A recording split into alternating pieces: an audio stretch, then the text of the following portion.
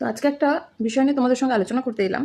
Last যে আমি ভিডিওটা বানিয়েছিলাম অন্নপূর্ণা ভাণ্ডারের বিষয় নিয়ে, তো সেখানে এক দিদিভাই আমাকে কমেন্ট করেছে যে এত জ্বালা হচ্ছে কেন, 15 বছর থেকে আপনারা এইসব বলেই ভাতা নিচ্ছেন, আপনাদের কাছে ব্যাংক ব্যালেন্স গাড়ি বাড়ি সবই আছে। তো এই অন্নপূর্ণা ভাণ্ডার আপনাদের জন্য নয়, যারা দারিদ্র্য সীমার নিচে আছে তাদের জন্য। সেই দিদিভাইকে আমি বলতে চাইছি যে আমরা 15 বছর থেকে যদি সেই সমস্ত সুযোগ সুবিধা পেতাম, হয়তো আমরা আরও অনেক কিছু করতে পারতাম। না গভর্নমেন্টের থেকে বাড়ি পেয়েছি, না গাড়ি পেয়েছি, না ভাতা পেয়েছি। তো আমাদের ভাতার দরকার নেই, সরকারের বাড়ি গাড়িরও দরকার নেই।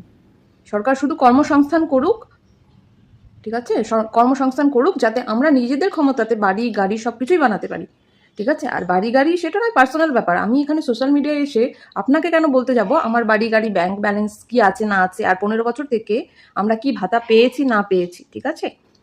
আমরা ভাতার নির্ভরশীল হতে চাই না। পশ্চিমবঙ্গ চায় প্রত্যেকটা মানুষের যাতে কর্মসংস্থান হোক। হ্যাঁ, সরকারি চাকরি হয়তো সবার যোগ্যতা নেই, বাট যার যেটুকু যোগ্যতা অনুযায়ী কর্ম করুক, কর্মসংস্থান হোক, আমরা এটাই চাই। আর কর্মসংস্থান হলে সবাই ভাতার নির্ভর হতে হবে না সবাইকে। হ্যাঁ, ভাতা দরকার, যারা এখনো সত্যি অনেক দরিদ্র সীমার নিচে বসবাস করছে তাদের কাছে 3,000 টাকা হলে অনেক তাদের উপকার হবে, ঠিক আছে। আর আপনারা যে বলছেন যে জ্বালা হচ্ছে, আমাদের কোনো জ্বালার কোনো কিছু নেই।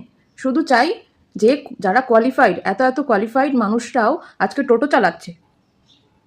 একটা অবাককর ঘটনা যে আমার এক পরিচিত, আমার এক ভাইয়ের অফিসের কলিগ, সে পিএইচডি করে একটা প্রাইভেট কোম্পানিতে চাকরি করছে। তার পক্ষে এখনো পর্যন্ত একটা গভর্নমেন্ট জব আসেনি তার কাছে। তো আমরা চাই যারা হাইলি কোয়ালিফাইড, যারা যোগ্য, তারা যেন যোগ্যতা অনুযায়ী এক একটা চাকরি হোক সরকারি। হ্যাঁ, আর অযোগ্য বলে কেউ হয় না, সবারই কিছু না কিছু যোগ্যতা আছে। যাদের যোগ্যতা আছে, যারা কোয়ালিফাইড নয়, পড়াশোনা জানে না, তাদেরও যেন একটা চাকরি হয় বা একটা কাজের সুযোগ পায়।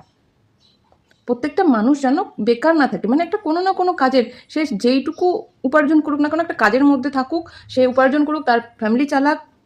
কিন্তু পশ্চিমবঙ্গের এখন যে অবস্থা, মানে লাস্ট 15 বছর থেকে যে অবস্থা হয়েছে, যে এখন পশ্চিমবঙ্গবাসী এখন ভাবছে যে তারা ভাতায় নির্ভরশীল হতে হবে। কিন্তু এইটা তো কোনো রাজ্যের একটা ইনকামের সোর্স হতে পারে না যে সেই মানুষটা ভাতা নির্ভরশীল হবে, তাই না? ভাতায় নির্ভরশীল রাজ্য চাই না আমরা। আমরা চাই কর্মসংস্থান হোক, মানুষের চাকরি বাকরি হোক, যাতে ভাতায় নির্ভরশীল হতে না হয় মানুষকে, ঠিক আছে।